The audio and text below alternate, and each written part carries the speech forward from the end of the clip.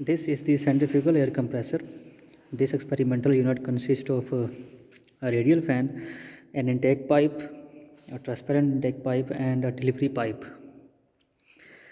This is the transparent intake pipe. This intake pipe is fitted with an orifice plate which measures airflow rate going into this centrifugal compressor. A temperature sensor is installed at both the intake pipe and delivery pipe, which measures the temperature at inlet and outlet of this centrifugal compressor. The delivery pipe contains a throttle valve which controls the amount of airflow.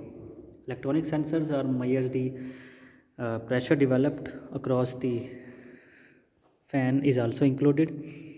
This centrifugal fan has been mounted on aluminum base profile frame. The control panel includes the LCD display and a compressor power meter.